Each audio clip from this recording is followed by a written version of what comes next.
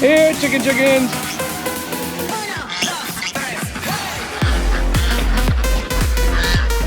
So we go ahead and put a little bit over here.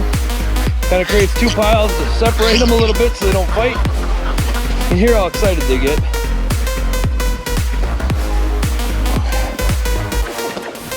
Hold on, buddy.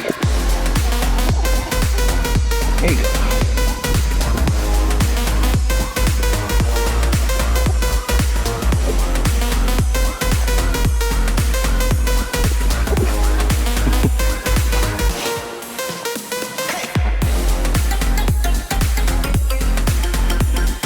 We're getting ready for what's supposed to be about 20 plus inches of snow here in Minnesota.